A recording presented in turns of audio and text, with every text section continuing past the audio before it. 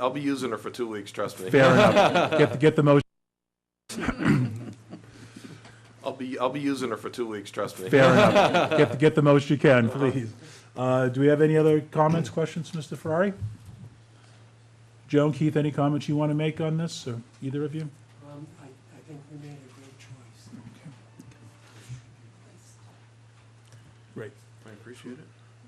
Through the chair. Mr. McGrath? I make a motion that we appoint Mr. Gene Ferrari Jr. as the town accountant. We have a motion and a second. Is there a discussion on the motion? None appearing, then all those in favor? Aye. Opposed? Chair votes aye, motion carries unanimously. Welcome, and we certainly look forward to working with you. And Thank you you, start same here. tomorrow. And you start tomorrow, right in the middle of budget I'll be season. here about 7:30. I'll be here sometime before 7:30. Perfect. Thank you.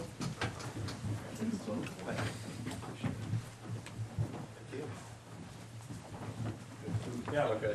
thank you.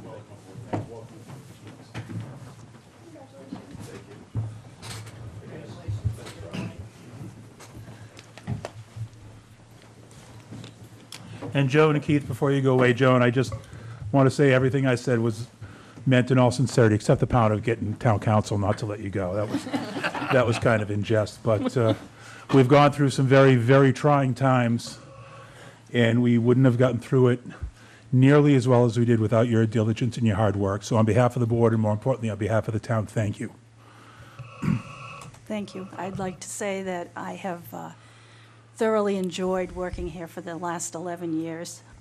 We have a group of people who are very professional, who have a very positive attitude, and are very, very capable and at all levels. And it just makes everything come together a lot better. Thank you. So I And we do wish appreciate you my a- stay here. We wish you could stay too. Well, we appear to be in very good hands, so we appreciate your diligence in finding your successor, and we do wish you a very happy and healthy, active retirement. Thank you.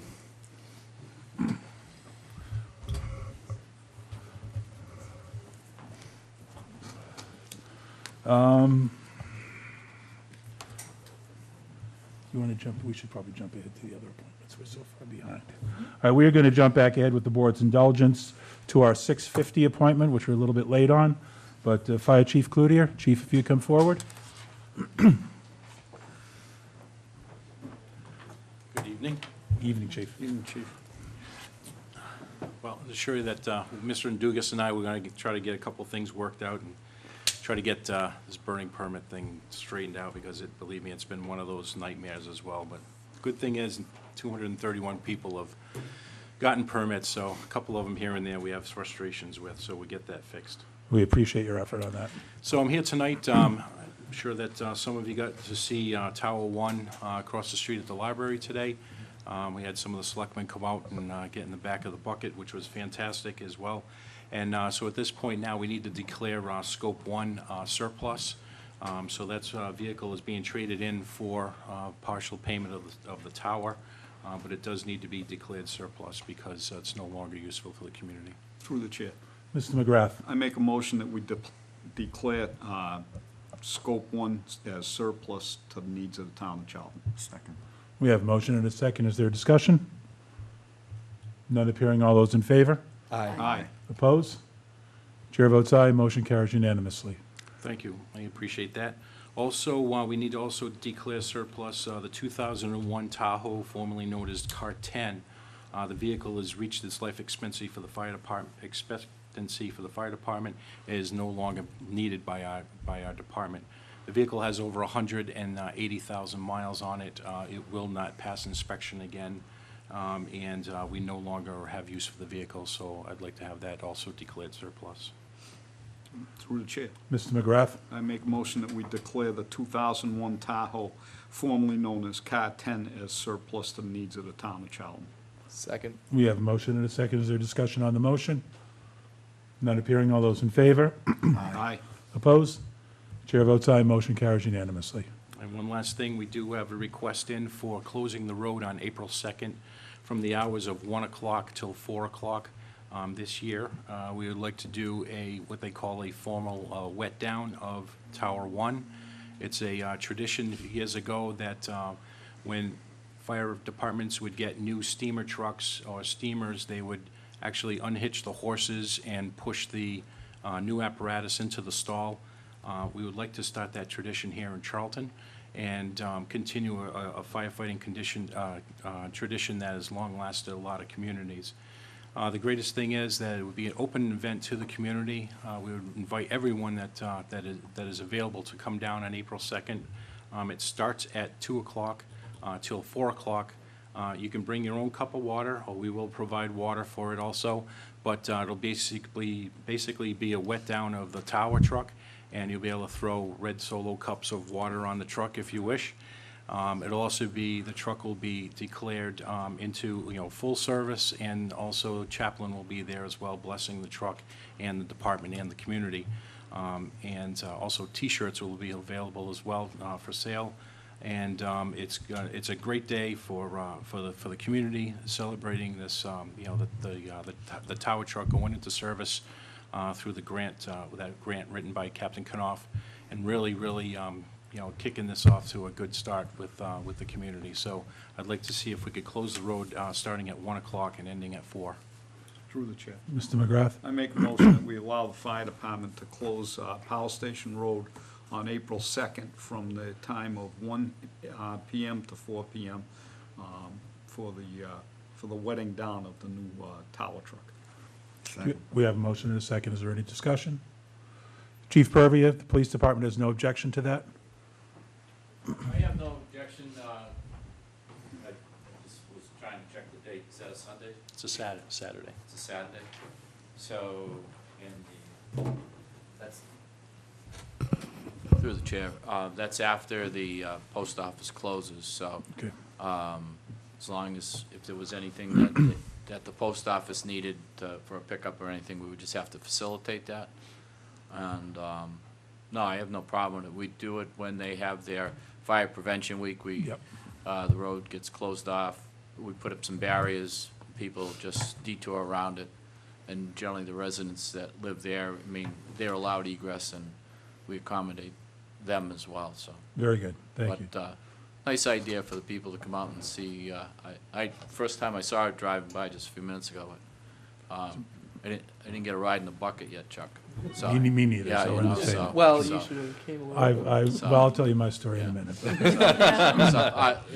in all sincerity, though, I didn't know you were doing that, but that'd be great, and yeah, we'll just reroute, work with Thank- you and reroute traffic around and. be a Thank good you, day. Chief. You have any other comments? None appearing. We have a motion and a second on the floor to close Power Station Road from 1 to 4 PM on the requested date. All those in favor? Aye. Oppose? Chair votes aye, motion carries, and Chief, my commendations on the way to get a free truck wash. Yeah, not too bad. And I did go down the Saturday it came in. Yes. I was down that way and I said, I think I'll just swing by and see if it's down there. And sure enough, it was there. And Brian Ouellette gave me the full, my wife was with me, gave us the full tour, and we didn't get to go up in the bucket. I asked if I could take it for a spin around the block. That was met with some A little resistance. resistance. That's probably the best word. But it's, Open the bucket, you gotta repel out of it, though. it's a great truck. It's really a flagship for the town of Charlton. And please pass our thanks to Captain Knopf and everyone else who was involved in the purchase. Firefighter Ouellette was going through some of the details about how it had to be engineered, taking into account the different streets and everything else that's involved, and it was quite an undertaking. So It was customly built for our community. We've taken it all the roads that we really, were concerned about. It has no problems. It fits in the building. That was one of the things that it needed to do. And it also fit inside the budget that we allocated for that. So those guys did a fantastic job putting that together. We are also inviting you folks to come down and actually push the truck into the building. We will assist you with a driver, but that's how the wet down actually happens, and we would love to have some boards of selectmen there and Ms. Craver as well to push the truck actually into its home there and be there for quite some time, I'm sure. and training went well. Training was fantastic. We did 4 days of training, All of our firefighters went through the whole entire training process. We're in the process now of getting clear driver operators, and we have a process for that as well. And just again, to reinforce, make sure the townspeople understand, and my numbers are approximates here, but if I remember correctly, this truck, Tower One, was acquired through approximately $900,000 federal FEMA grant that was written by Captain Knopf from our fire department. Correct. With some help from others. Our obligation was to match it with $50,000 in local contribution. So we, in effect, got a $950,000 fire engine that'll serve this town for many, many years to come for $50,000. Correct.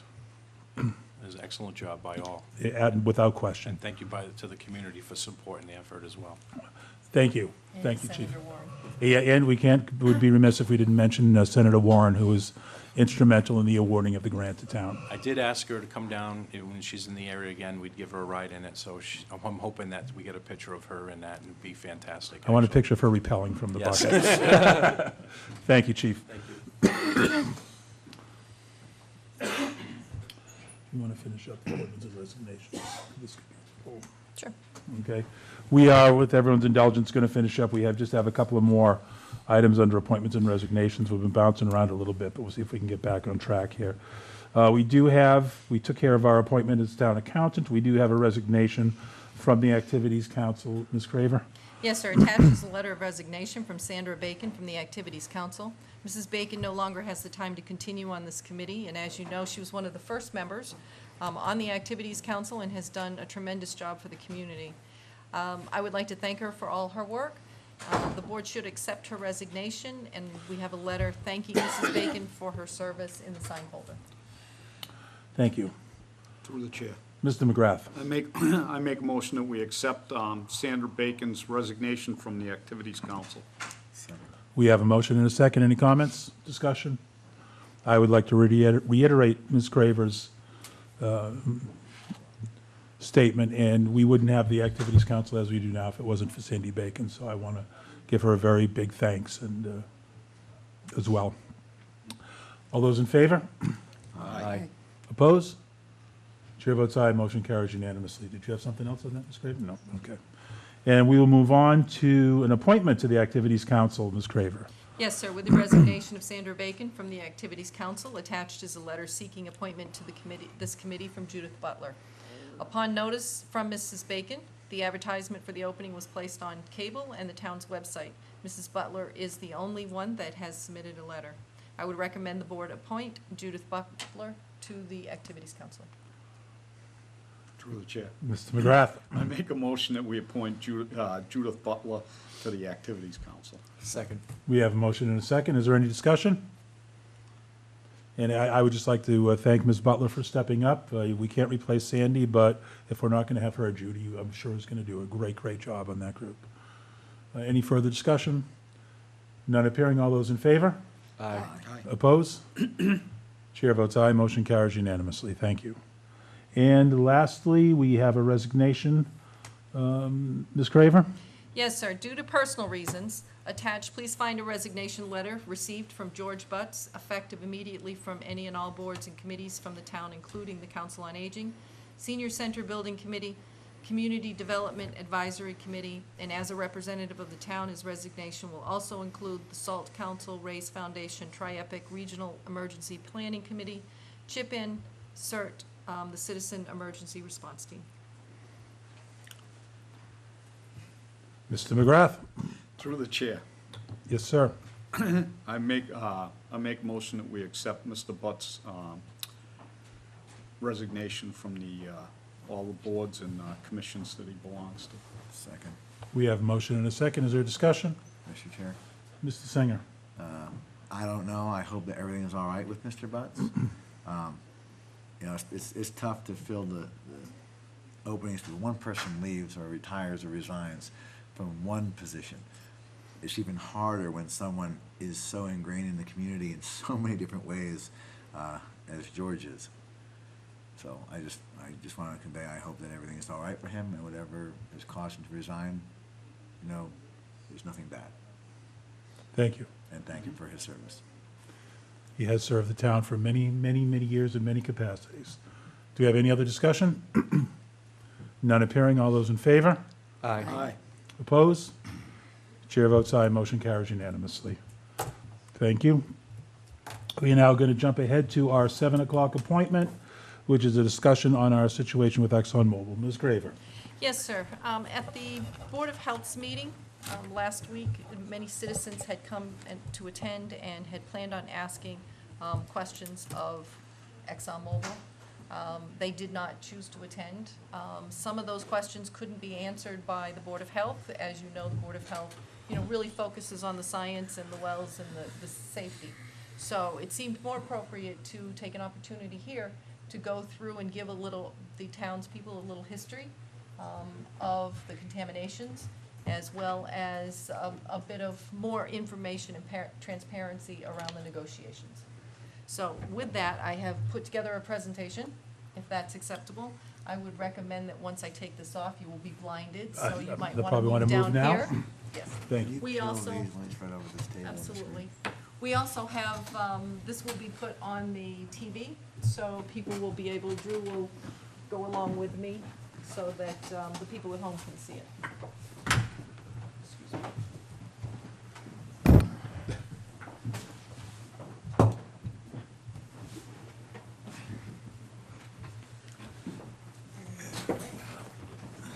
Okay, so,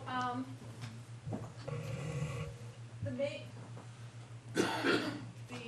what we're really talking about is we're finding that there is a plume that is moving, and the two main, take that one and take those. The two main releases are La Mountains Retail Gas Station and the Mass Pike Rest Stop areas release sites. This is a picture of La Mountains. In talking with DEP, they've said that the public water is the solution.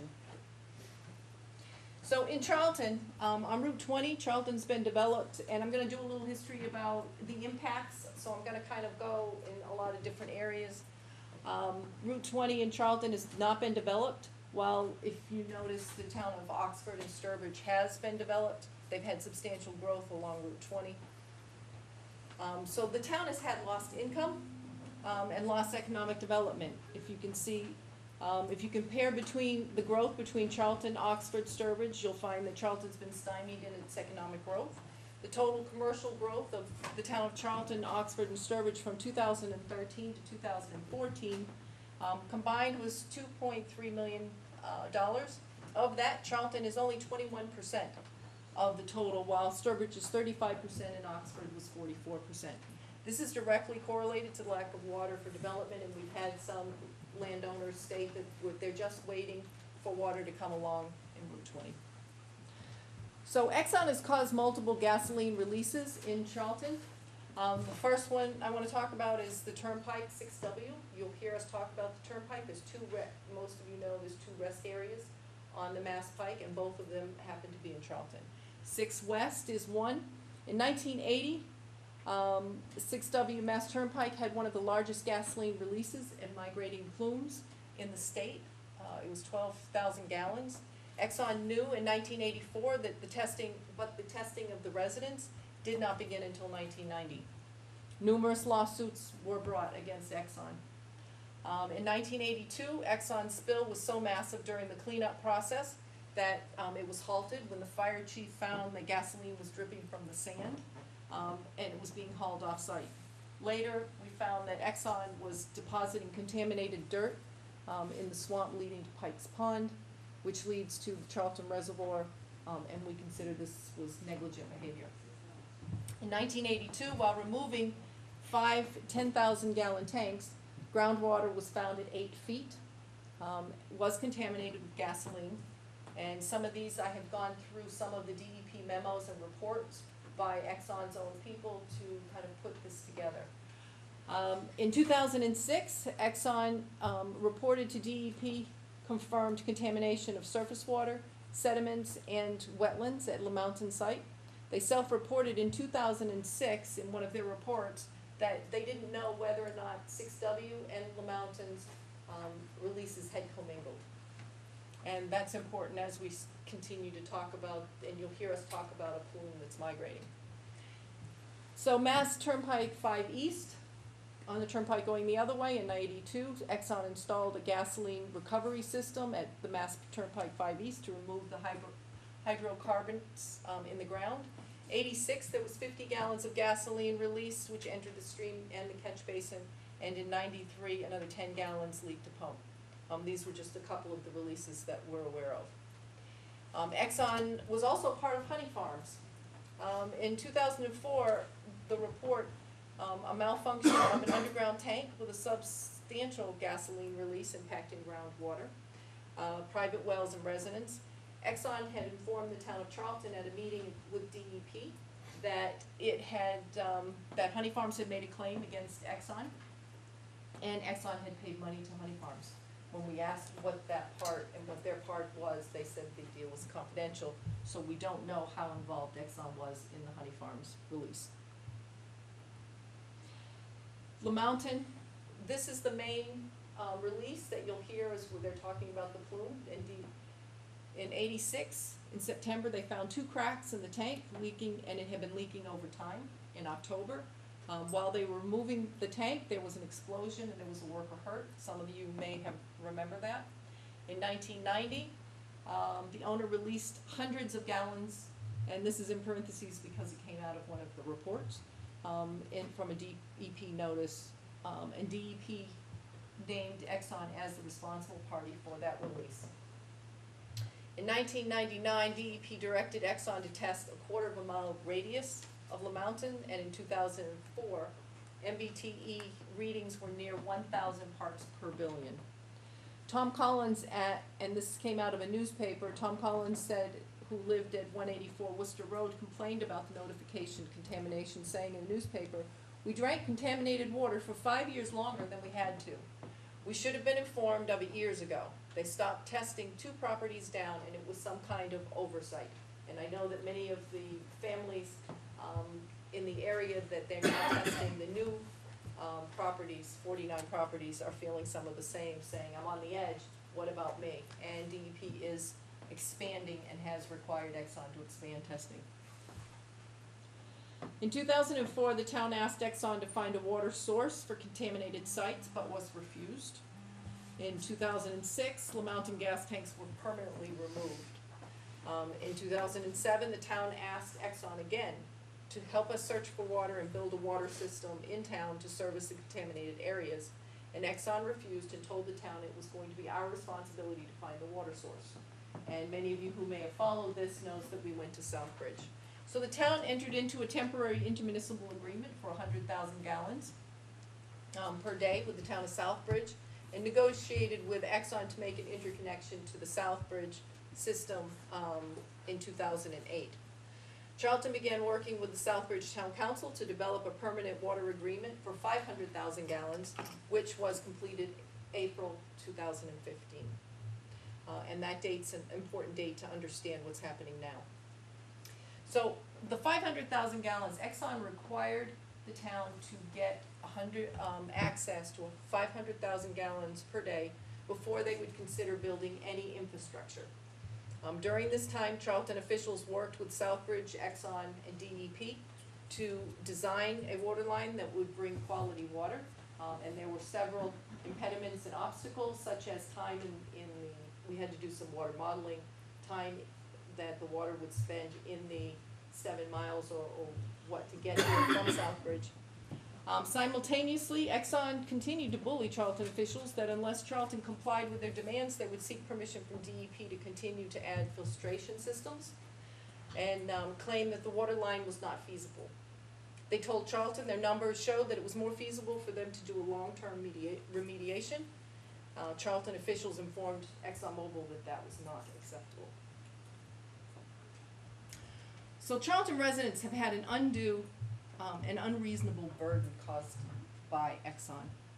In October of 2014, Exxon detected MTBE at 70 parts per billion in a well located at 14 L. Stevens Road.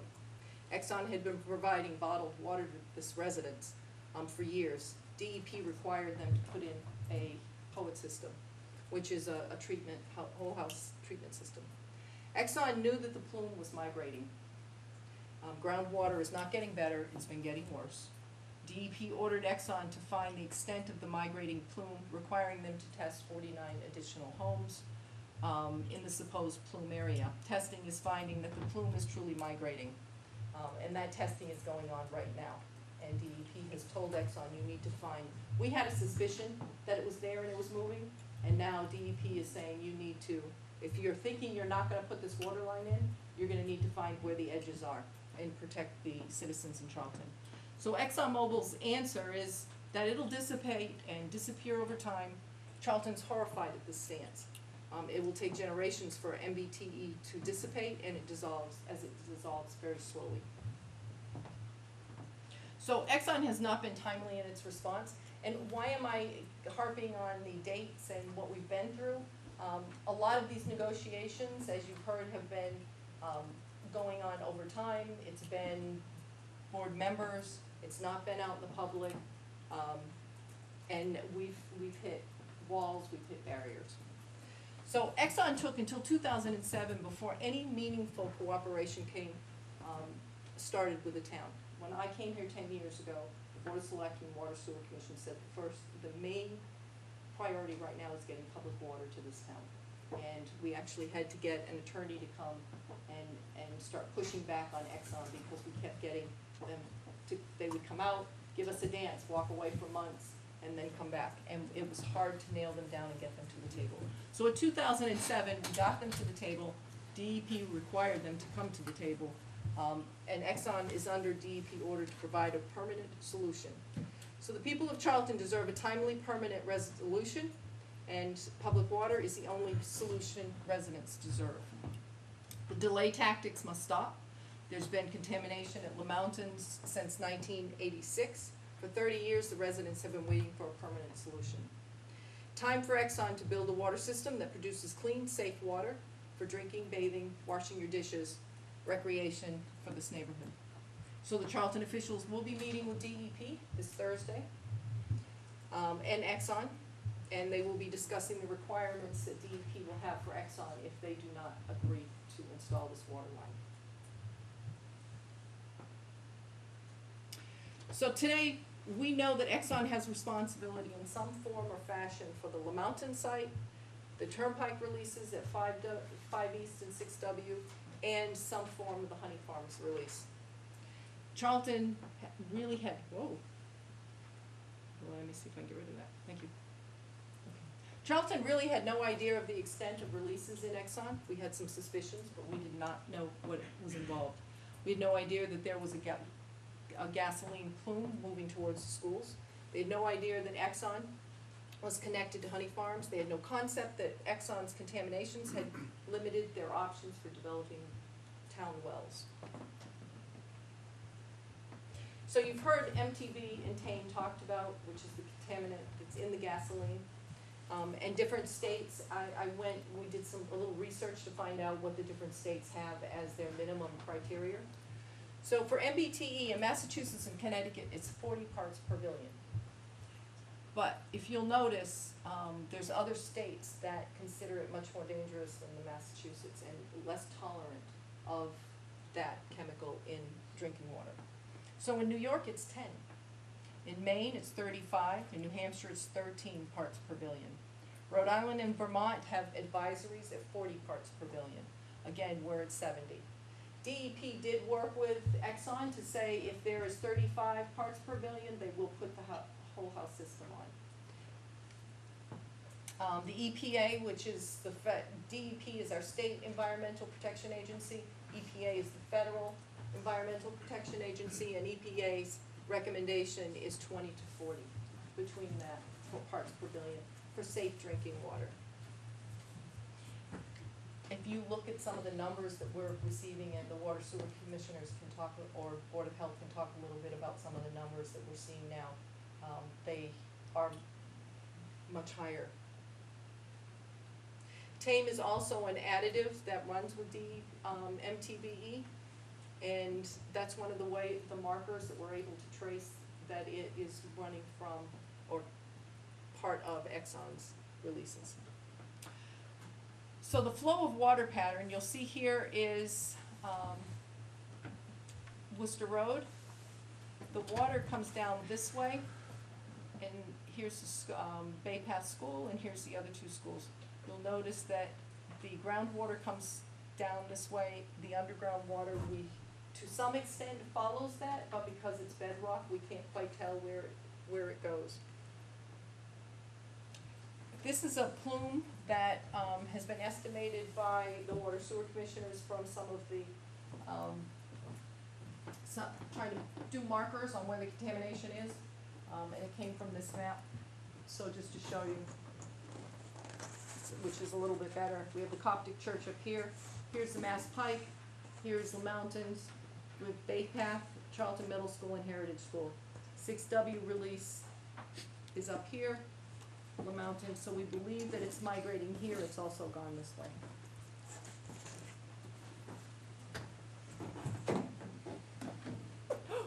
You have to go back.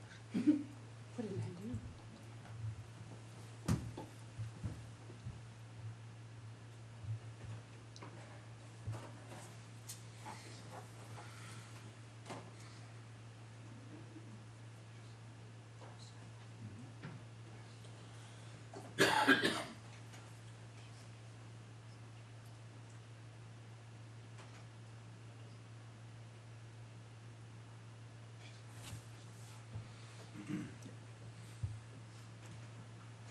Hold, stay with me just for a moment. This is the first time I'm using this, so. Actually, hand it out.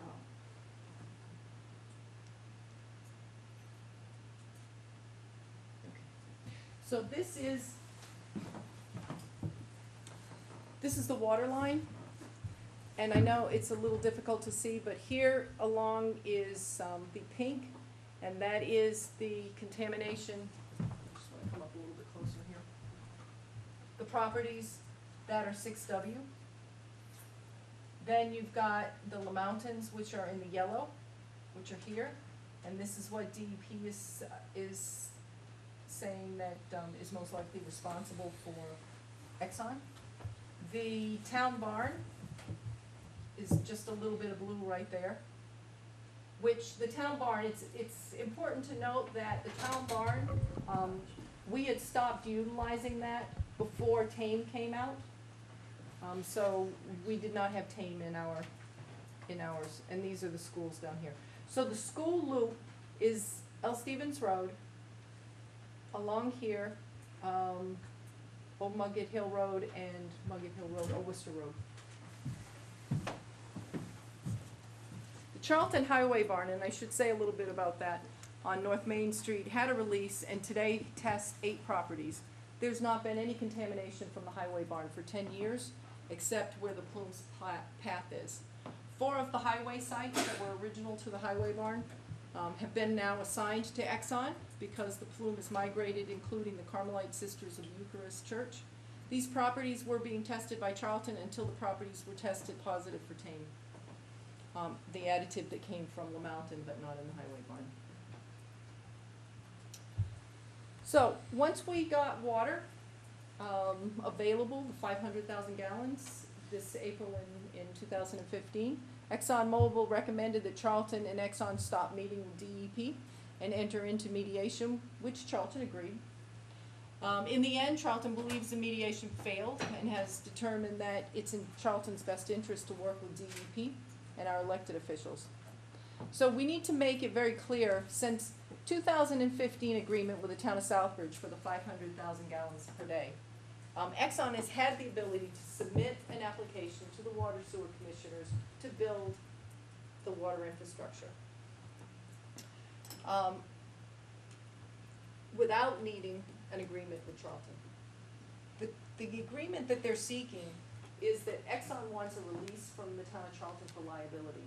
So there's been comments out there. I know the Board of Selectmen and the water sewer commissioners were very upset with some of the comments that were placed in the paper by one of the representatives from Exxon, basically making it sound like the water sewer commissioners and the Board of Selectmen were kind of holding Exxon hostage from building this infrastructure until a release was completed.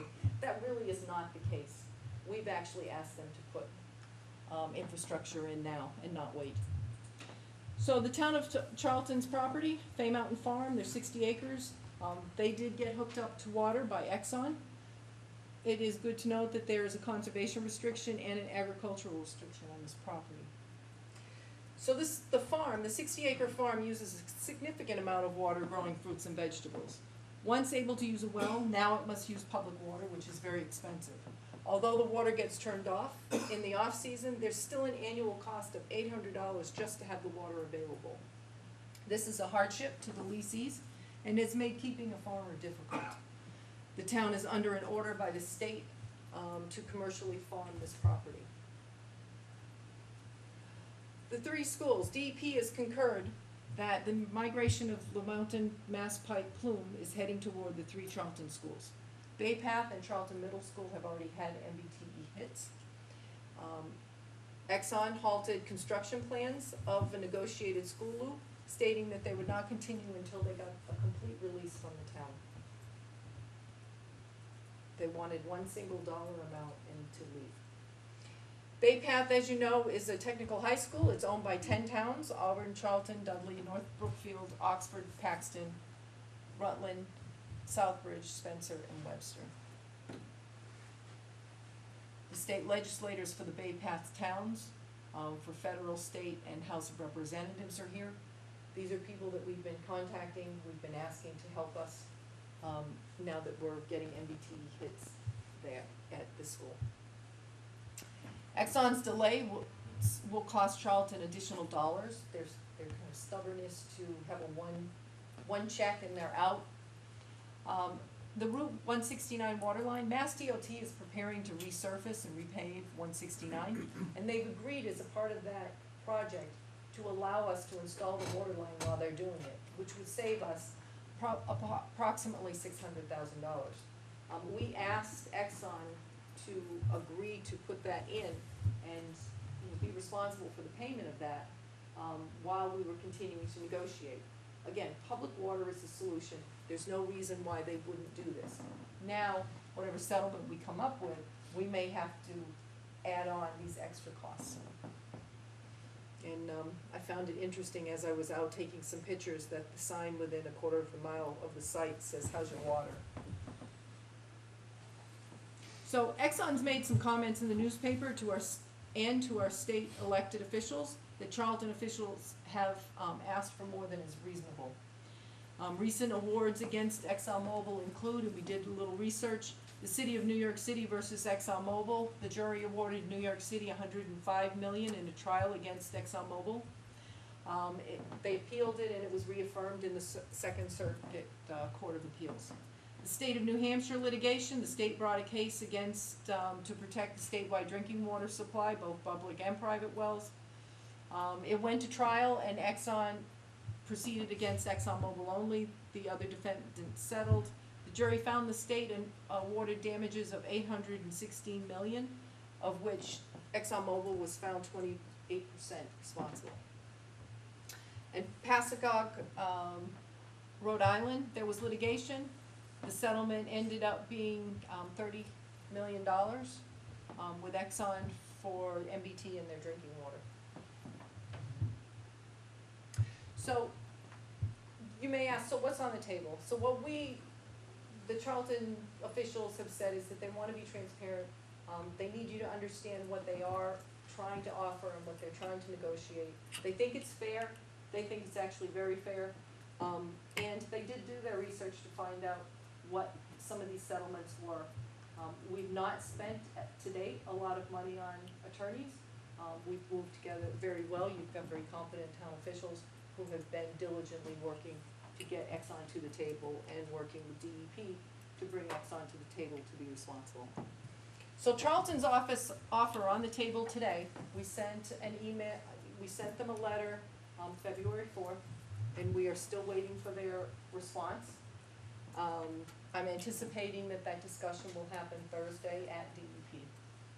So for construction, we've offered two options. We've suggested one lump sum for construction in the amount of $20 million, and the town will complete the construction. All the remaining funds, we told Exxon that they can have whatever's left. We're not trying to make a lot of money, we just want to make sure we have enough money to do this water system and have it up and running to protect these neighborhoods. So this includes all the costs of water infrastructure required to construct a working water line and hooking up residents on Old Mugget Hill Road, Morton Station Road, Old Worcester Road, and L. Stevens Road. The project would hook up the 3 schools and Masonic Home to the school loop. After review of the original 15 million, because you probably heard that that was the number that was out there for construction, what we found was that it did not include the Masonic Home or the pump station that they were gonna need. It didn't include the water connections along the loop, H. Putnam Extension, or the mixers that Southbridge is gonna require us to put in the next 2 to 3 years. So adding these omitted costs increased the estimate to $18,460,000, and given the revised estimate to complete the project, a contingency of 1.5, which is only 8%, seems reasonable. At the end of the project, all necessary improvements requested by the town of Southbridge, in order to yield the 500,000 gallons per day for the school loop would be included, so it would be complete. If they didn't like that option, the second option was ExxonMobil can construct the loop itself, including all the appurtenances and hookups as designed and discussed at the Mass Department of Environmental Protection. And this option would include everything that I had already said. No one's stopping Exxon from doing this. I just really want you to be clear on that.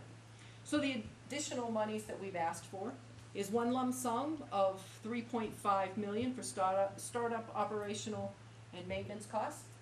At this time, we have an agreement with the town of Southbridge to supply and run our system. They are responsible for minor maintenance. We are responsible for the pipes.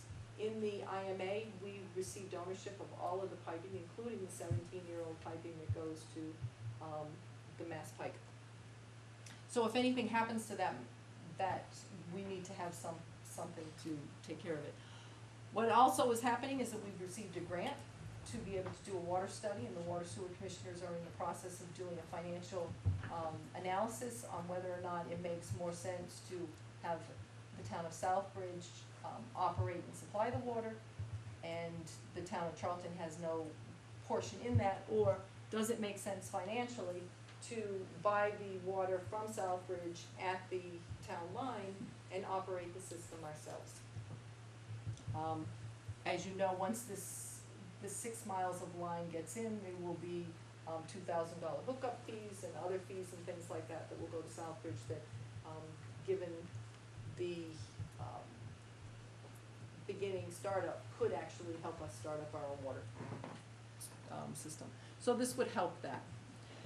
Also, one lump sum of $2 million for hooking up to the existing water line, often called a privilege fee. This would satisfy the residents of ExxonMobil that not only have they solved their own problem, but they've paid and bought into the system, somewhat similar to you if you live in front of a sewer line or a water line and you've paid a betterment.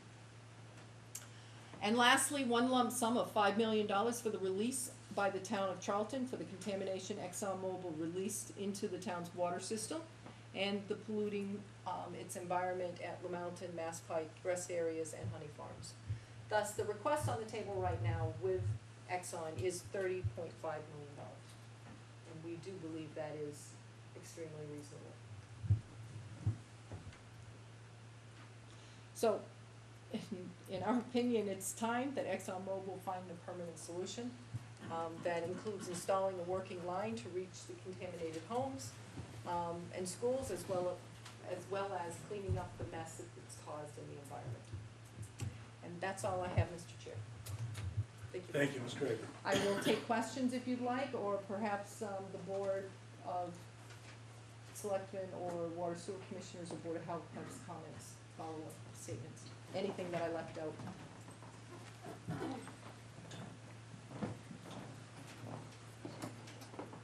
Robert Lemansky, Water and Sewer Commission. The only comment I have, Robin, is excellent job. You've covered every base, and I think you've been very thorough, and I think you're showing that all our intentions are on the right path to make sure that the town is made whole, and at no time are we trying to be excessive here.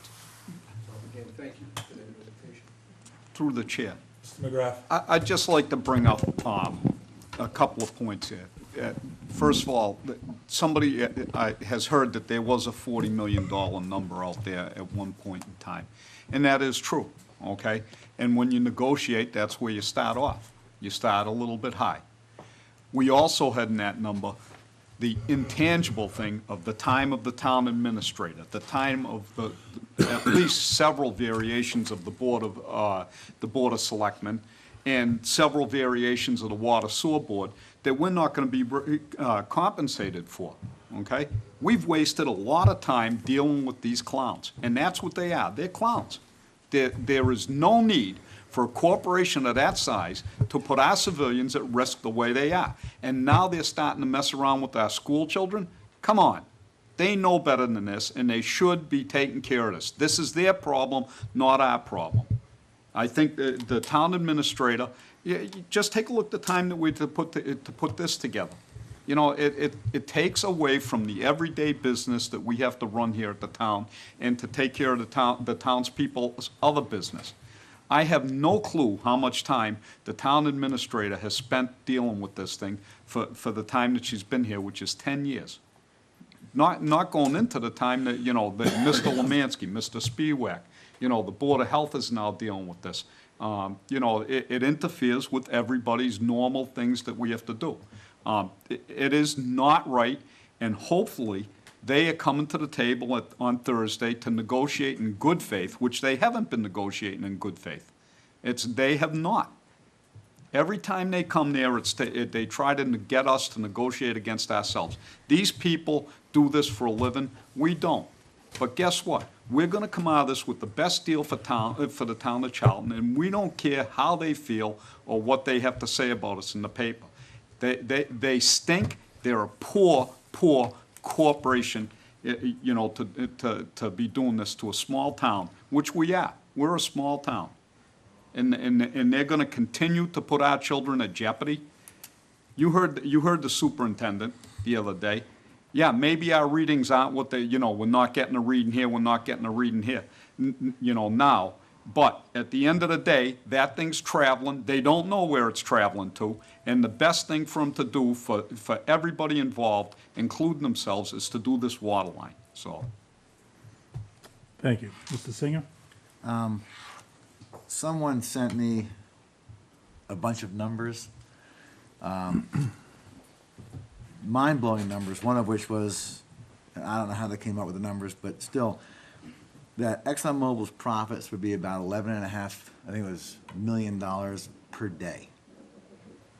So it's not a question of them not being able to afford to do this. Cleaning up our world is a drop in the bucket, or a drop in the well for ExxonMobil. I'm all for business, but this is a case of a business that's literally just pure evil as an entity. And I think that needs to sink into the people of Charlton. This business cares about two things and two things only: money and image. They don't care about our town, our world, our children, nothing. That needs to sink into every resident in this town. And then they need to also start spreading that word, social media, to all their friends. Exxon cares about image. They're destroying our world, destroying families, and they don't care. And they need to finally step up to the plate here, do what's right, clean our damn world, clean up our water, and fix this. And stop blaming people who are not responsible, the town. We didn't create this mess. I see people posting on Facebook and in the newspaper making accusations that this board has been greedy, that this board or this town is trying to make a profit. This board in this town could care less about profit or money. We want this town to be whole. We want our water clean. We want our kids safe. And all we want is for this company to step up to the damn plate and do the right thing and clean up their mess. And so people, please stop posting and writing letters making accusations against this town or its government without any of the knowledge of what's going on.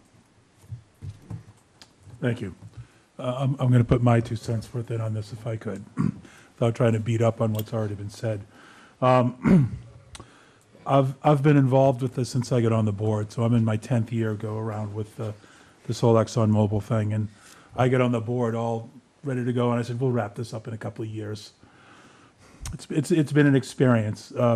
to what Mr. Singer said, I've heard some of those same types of comments, and unfortunately, people are making comments on a microcosm, a small screenshot, if you will, of information as opposed to understanding everything that's been going on. As has been said by everyone, and I just, it needs to be said again because nothing could, it is absolutely the truth. I feel that our responsibility as a board, and I believe that everyone involved in this process on behalf of the town believes that our responsibility is to make the town whole. No one asked for these spills. And I've said this term over and over again, but the word that I hear all the time is betterments. If the water line goes in front of your property, you have to pay a betterment. These are not betterments. Your property isn't better than it was before this happened. You're being made whole for damage that was done to your property by ExxonMobil. And ExxonMobil should be completely responsible for this. In one of the meetings we had it at DEP over in Worcester, when we first got to the point of throwing numbers around, Exxon came out and said, here's our number. And it was the number that they predicted it would cost them to build the water line. Not a penny more. And I had reached my boiling point pretty much at that point, and I sat there across the table from these guys and said, you're not taking into consideration at all the hardship that has been put onto the people of this town, concerns with personal property values, concerns with health issues, loss of property values, loss of commercial property development in town, all these other things. You're not taking any of that into consideration. And they sat on the other side of the table and just looked at me, which proved to me, as has been said here, they don't care. They care about their profits. They care about their image. The main thing that's brought this forward and brought them to the table more so recently has been the articles that have appeared in the paper and the outrage from residents over hits being found at the schools. I think it's important that we keep this up. I want to thank DEP because DEP has been on our side on this. They have worked hard. They're doing everything they can to encourage ExxonMobil to do the right thing. As Mr. Singer said, we're not looking to make money off of this. Lord knows I think we deserve to. I mean, even if everyone is made whole, people that are affected by this are still going to have a water bill every month. There's nothing we can do about that. We're buying water from Southbridge. That water has to be paid for. So even if we can get them to cover all the costs of betterments, hookups, everything related to it, residents are still going to have something, a hardship from this because there will be water bills. So our goal, again, to wrap this up, is to make this town whole and to hold ExxonMobil accountable for the damage that they did to this town. So I would ask the residents, keep it up, be visible, be vigilant, be on Facebook, be on social media. Boycott ExxonMobil products. That's going to have an opinion. That's going to have an effect because, again, the only things they care about are their profit and their public image. And please don't let some person from ExxonMobil whose sole job is to make sure they don't have to pay out and clean your water mislead you. They have proven to us time and time again that they would much rather spend their money on lawyers than on correcting the problem. And my belief on that, it's my personal belief, is the reason for that is if they come in and fix the problem, they're admitting some, indirectly or indirectly, they're admitting some culpability. They're admitting some responsibility for it. I believe they desperately don't want to do that. So for them, it fits more for their corporate image to throw uncountable buckets of money at lawyers to keep these things going on. Just one more thing through the chair. Just to show you the type of people that we are dealing with, okay? When we were talking to them about the cost of the water line, they said it's somewhere in the neighborhood of 15 million, or that was their supposed offer on the table. Yet when we asked them to show us the estimates that they had from their engineer, which they have readily available, they wouldn't show them to us.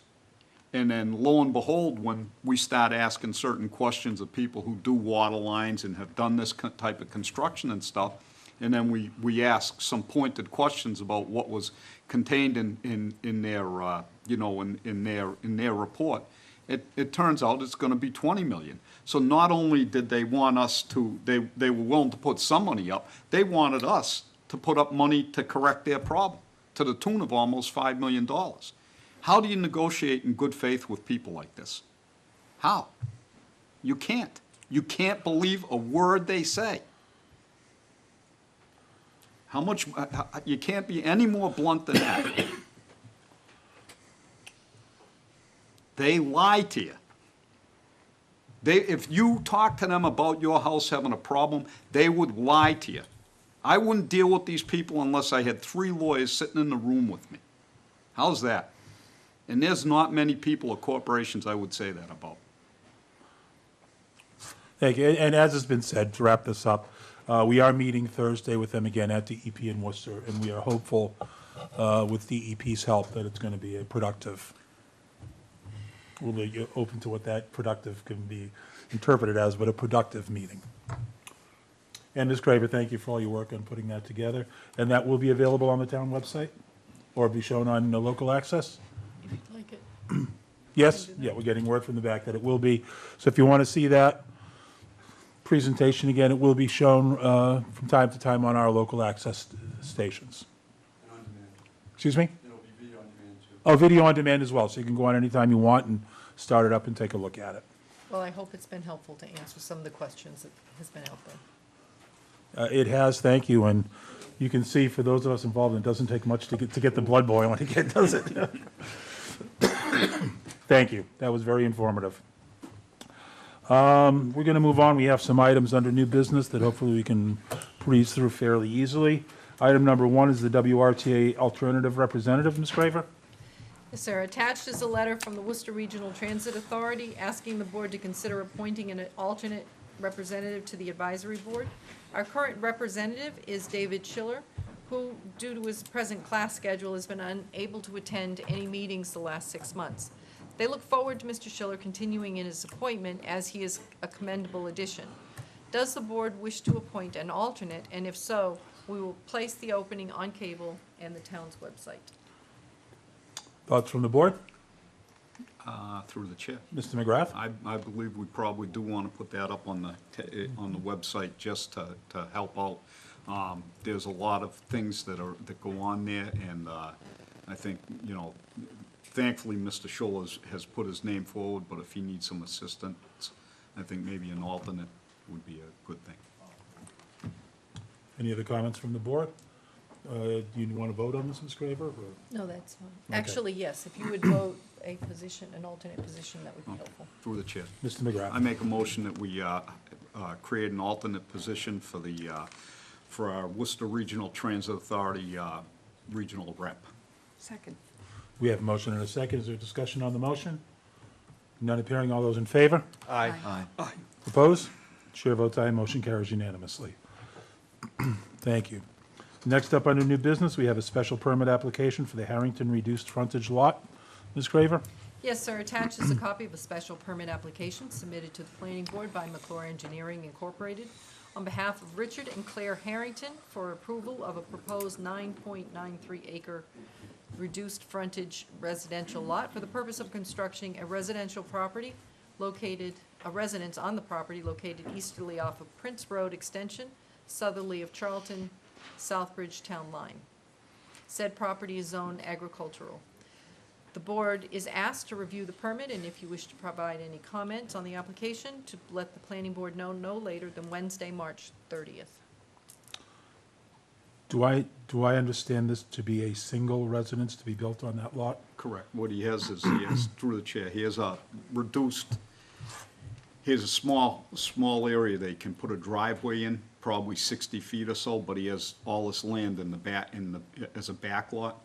So what the planning board did when Ms. Cooper and I were on the board was, through the master plan, we found that the citizens agreed that it would be a good thing if we allowed people to do this. If they had more than a minimum of 5 acres, I believe, Cindy, they were allowed to come before the planning board to apply for a special permit.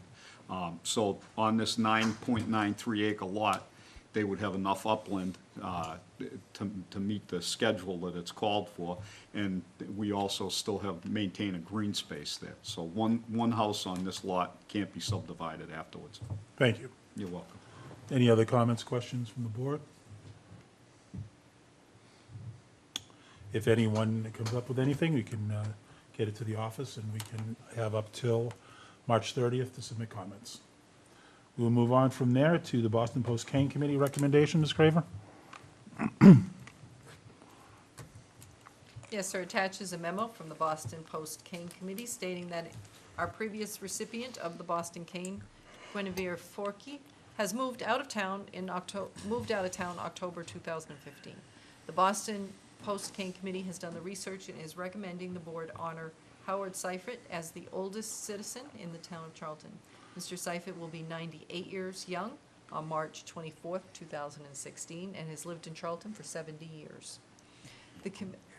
As in previous years, the committee is also asking the board to purchase the plaque, which will be hung next to the Boston Kane in the Town Hall main lobby. The committee is asking the board to honor Mr. Seifert by presenting him with a wooden cane replica as well as a plaque at your meeting on April 12th. The committee asked the recipient if they would like to attend the meeting or have the board go to them, and Mr. Seifert's choice is to attend your meeting. The cost of the plaque is $65, and the cost of the plate for the perpetual plaque is $10. What is the board's wishes? Through the chair. Mr. McGrath. I make a motion that we honor Mr. Seifert by awarding him the Boston Post Kane as is proposed by the Boston Post Kane Committee, and also that we expend the sums that the town administrator did for a replica cane and for a plaque. Thanks, second. We have a motion and a second. Is there discussion? None appearing. All those in favor? Aye. Opposed? Chair votes aye. Motion carries. 70 years he's been in town. 98. 98 years old. God bless him. Exactly. And next up, we have an invitation to a Boy Scout breakfast. Ms. Graver? Yes, sir. I forwarded an email to you that I received from Joy Laptis regarding a Prepared for Life breakfast on March 31st from 7 to 9 a.m. at the Hogan Center, Holy Cross in Worcester. As Charlton is a strong supporter of the Boy Scouts and Cub Scouts, the purpose of the breakfast is to hear positive benefits that this program is having on youth in Charlton. Their goal is to have over 240 business and civic leaders from the greater Worcester area attend this event to share the impact of scouting has values-laden program. Are any board's members interested in attending? I'll go. Let me check my schedule. I may join you if I can. Please, would the town administrator please send me a reminder? Yes. Thank you. Thank you, Mr. McGrath. That's a Thursday. What day of the week is it? Thursday. Thursday. Okay. Next up, we have the Selectmen's 2015 Annual Town Report for review and approval. And this is hot off the presses, as I finished it this afternoon. Very good. Double-sided printed as well. Apparently, we have a very efficient office, double-sided printed as well. Thank you.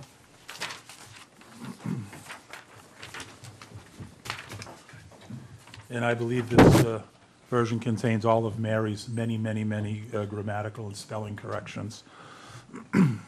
If you'd like, I could read this through, or we could take a minute to just look at it. And I just digest it. yeah.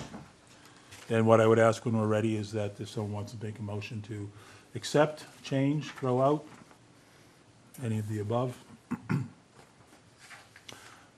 One thing I have to comment on is you go through the year and think, yeah, fairly busy year. Then you sit down and put it on paper. You go, wow, it was a busy year. Mr. Chair, Mr. Singer? first, thank you for your effort. And then I would move to, Accept? yeah. Not that I want to put words in your I don't mouth, think we would but- need to, it's your prerogative, but I think you've done a great job, and I would move to accept. I'll second that. We have a motion and a second. Is there discussion on the motion? I see a missing comma. All right, Where's Mary? God forbid. let's put all the cards on the table. I went to music college. I was not an English major. I'm surprised it's not on staff paper. It probably would have been done quicker if it had been. Other than the missing comma, do we have any comments? Okay, we have a motion and a second to accept. All those in favor? Aye. Opposed? Chair votes aye, motion carries unanimously, and for those interested in the content, it will be in the annual report given out at the town meeting.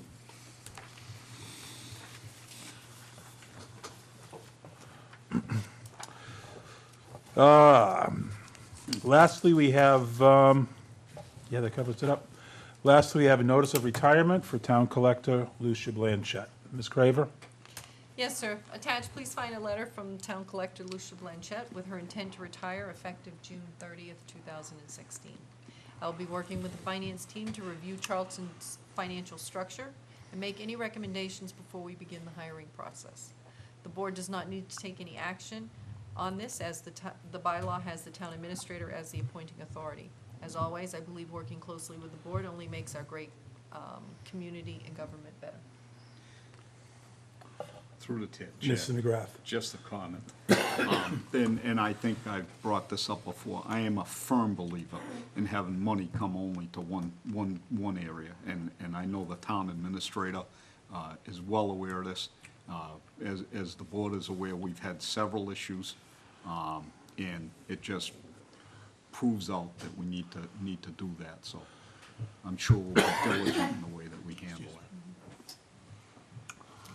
So I would also like to thank Lucia for her dedication. She's been a great asset. Just a little story about her, she had left and gone somewhere else, lasted about 2 weeks, and realized what a wonderful home she had, and came back. So we were very happy to bring her back here some years ago. So not always is the grass greener on the other side. So we wish her well and appreciate the work she's done. I too would like to thank her. It really does constantly surprise me and make me smile that we have many department heads that aren't residents of this town, yet conduct their business, do the business of the town as if they had been here for many, and their families had been here for many, many generations. That certainly is true of Lucia as it is of anybody else, and she has been a great part of the financial team, and I also would like to pass on my best wishes and thanks for the job she's done for the town. Absolutely. And next up, we have one item under old business, which is the draft annual town meeting warrants.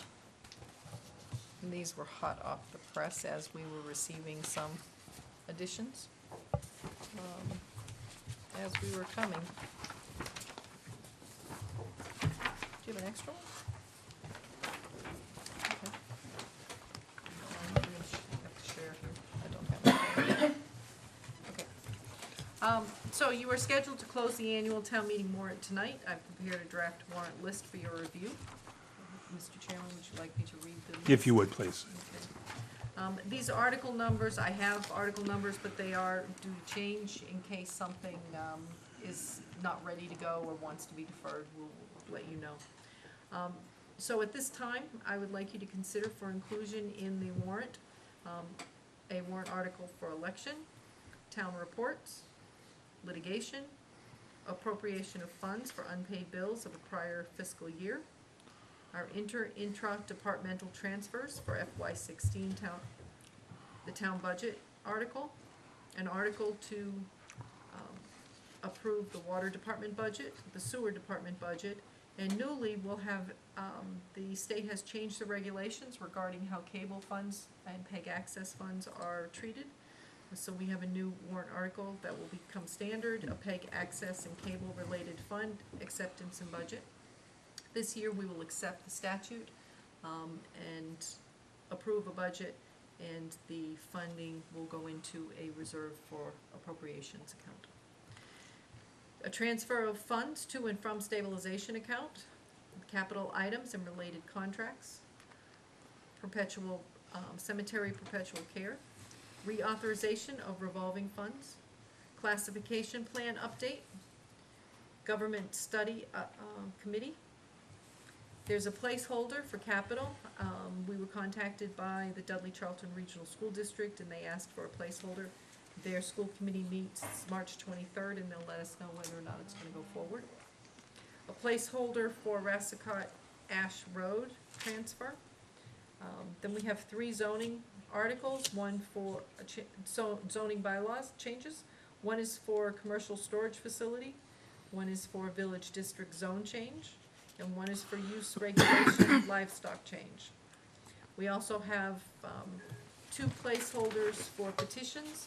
Actually, we have 5 petitions in, and I'm asking as placeholders for that at this point because they are with the town clerk, and she is certifying the names. And- So as long as they have the right amount of signatures, they will be included on the warrant. Even if we close the warrant this evening? Yes. Okay, Well, thank you. The town has an obligation, if we have not posted the warrant yet, Excuse me. and a citizen's petition that qualifies comes in, we have an obligation to put it on. Okay, thank you. Any questions for the town administrator? No? Then I would entertain a motion to close the town meeting warrant. Mr. Chair, Mr. Safarovich? move that we close the town meeting warrant. Do we have a Second. We have a motion and a second. Is there discussion on the motion? Not appearing. All those in favor? Aye. Opposed? Chair votes aye. Motion carries unanimously. Thank you. Thank you Thanks. for your work on this. Thank you. I expect to have a draft warrant for you to begin to review at your next meeting. Thank you.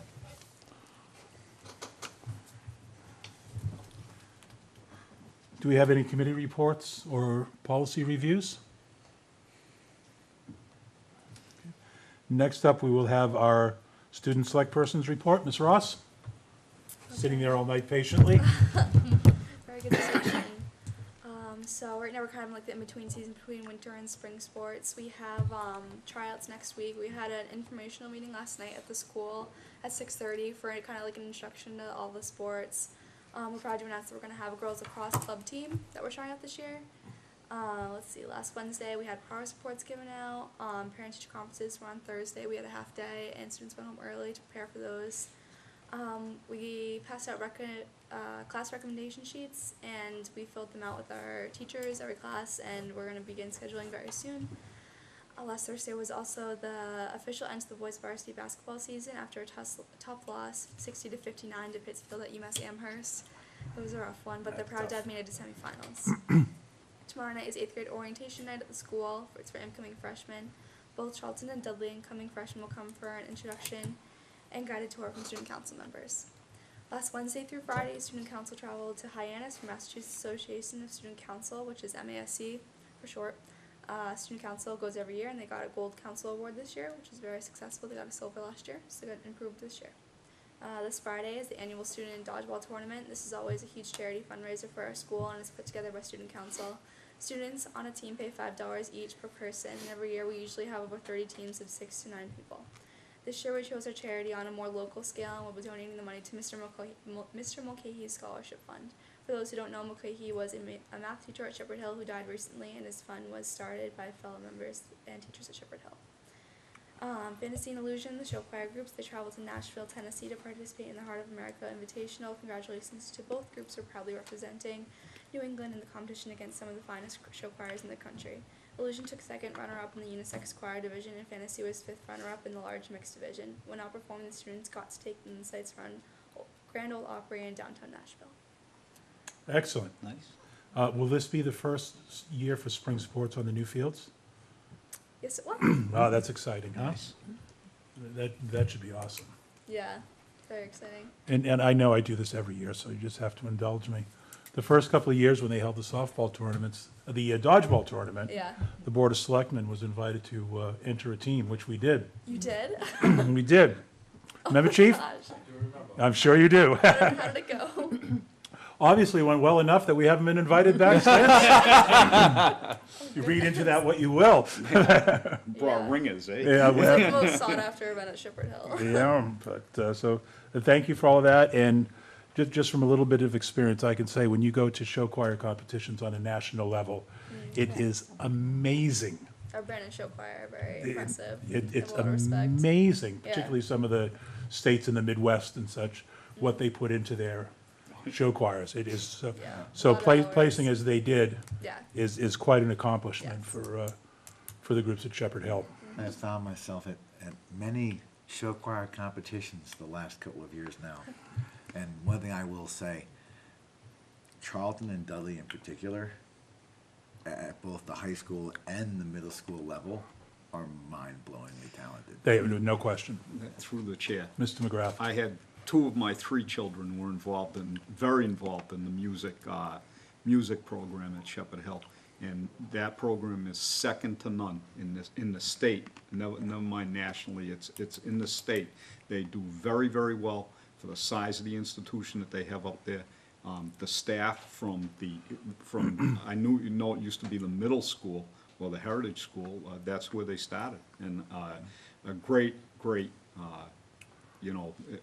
addition to the school up there. When we were, excuse me, when we were considering sending my son up to St. John's, the one consideration was he wanted to be able to still do show choir up at Shepherd Hill. I mean, he was that committed to it. And it was just an amazing experience for him. Yep. Thank you. Thank you for that. Follow that, Ms. Graver.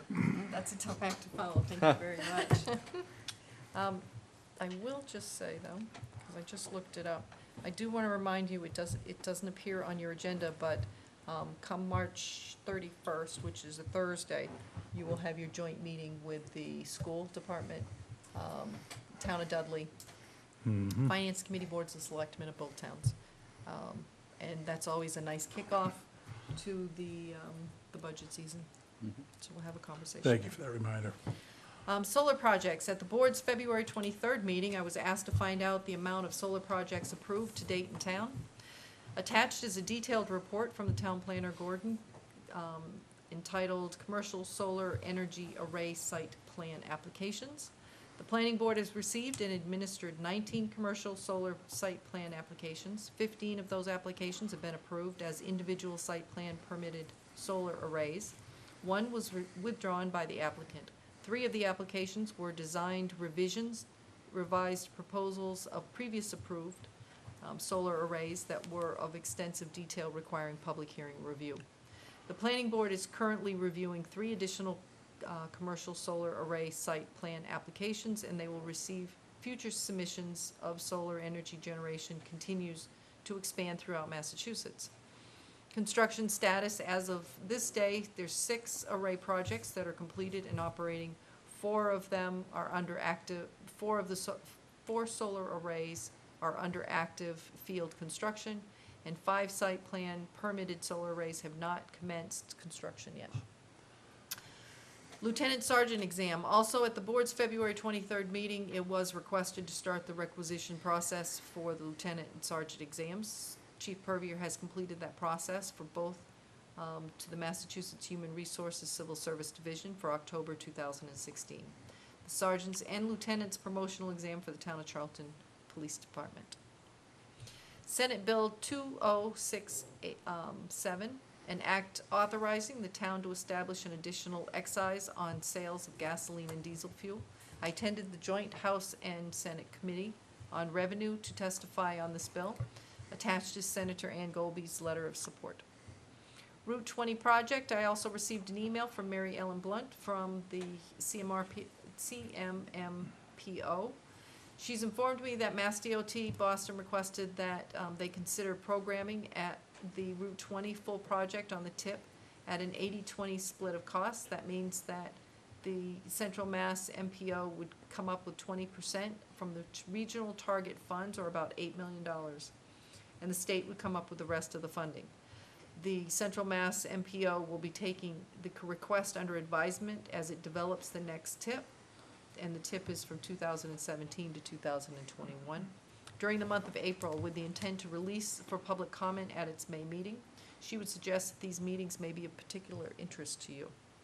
The next meeting is scheduled for Wednesday, April 13th at 4:30. Just for informational purposes, Dennis Gamache of Oxford Selectmen is our representative. So just a note, as you remember, we had not attended those meetings and almost lost the program altogether. Exactly. So this will be an important meeting. That's interesting that they, because at first they wanted CMRPC to fund the whole thing through federal.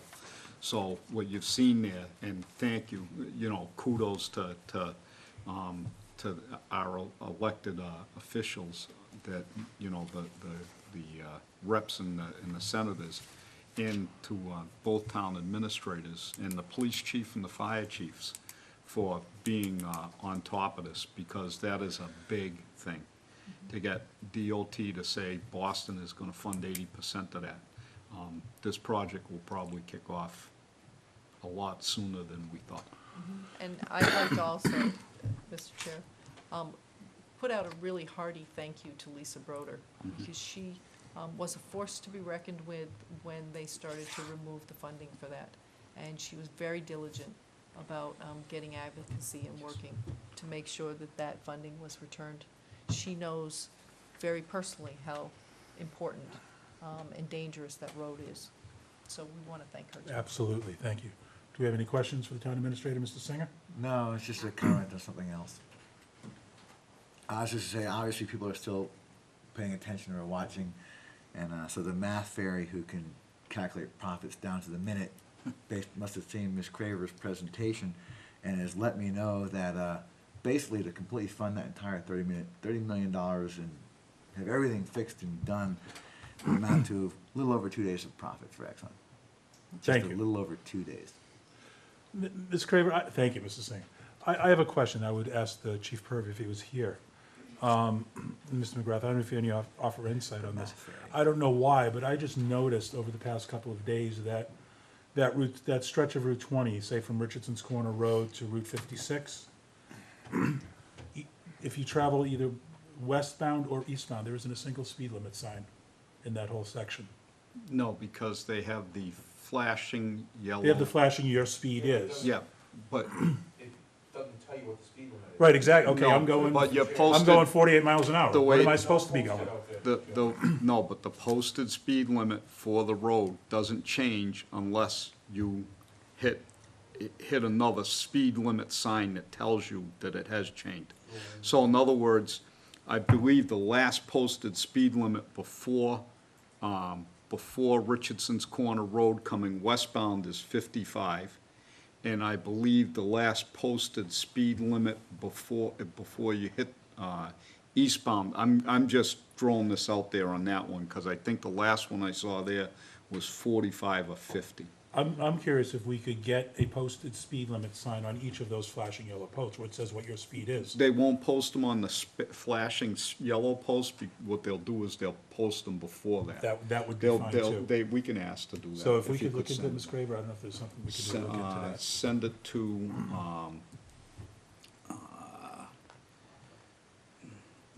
Arthur Frost? no, you want to send it to the traffic section. Joe Frawley. F-R-W-A-L-E-Y. Just a personal Yeah. observation. I can see how fast I'm going. It would be sure helpful if I knew how fast I was supposed to be going. Do we have any other business to come before the board? Ms. Spiewak, you've been sitting there quiet and patient all night, both of which are unusual for you, so please. Meant as a compliment, meant completely as a compliment. Karen Spiewak, Osgood Road. Actually, I forgot to ask something during the ExxonMobil conversation, and it was a follow-up from the Board of Health meeting.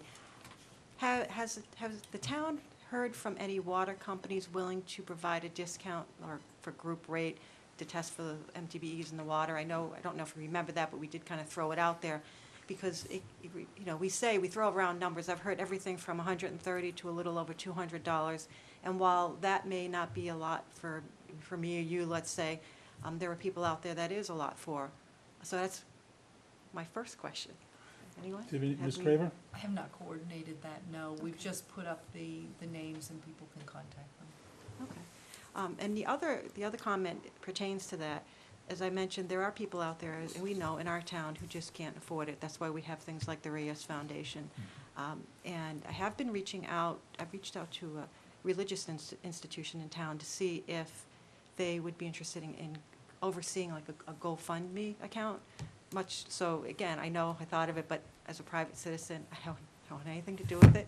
Be happy to contribute, be happy to help set it up. So I'm waiting to hear back from them, but I want to throw it out there to anyone who might be listening. You know, again, I was thinking more in the lines of a religious institution who has experience with something like this, that if they'd be willing to oversee that. Because again, there are people out there who, they need their water tested, they can't afford it.